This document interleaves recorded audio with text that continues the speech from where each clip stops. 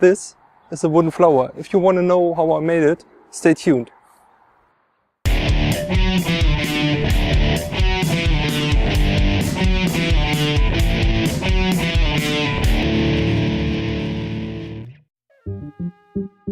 All you need to make a wooden flower is a plane. The size depends on the size of the flower you want to make. This is a Stanley number 4.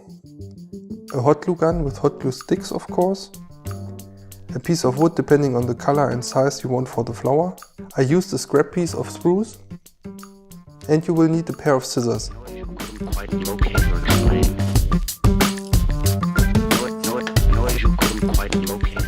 Set your plane up for creating relative thick shavings. Try to keep the thickness consistent. You will need between 15 and 20 usable pieces.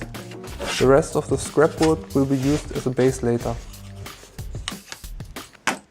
Take your pair of scissors and the shavings. Now cut out the shape of the petal, but instead of a pointy end, cut a flat edge which we'll use for gluing later.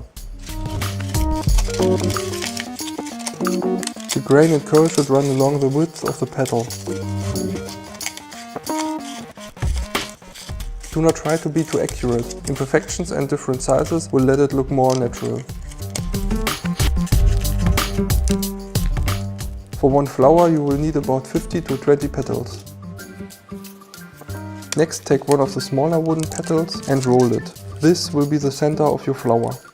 Use a blob of hot glue and stick the first piece to the base. You can cover the base with tape to keep it more simple to separate the flower and the base later. Then take the next piece and run a bead of glue along the straight edge. Roll this petal around the first one. Repeat this with as much petals as you need to get a nice big flower. The bigger the flower gets, the bigger the petal pieces and the more flat the angle should be. In some cases you can secure the petal with an extra bead of glue. Adjust the pieces as you go, and as I said, imperfections makes it even more realistic. In the end, you can separate the flower carefully from the base.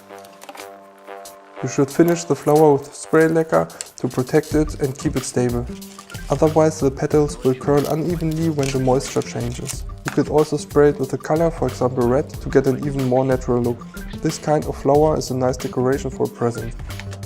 If you like this video, please subscribe and give the good old thumbs up.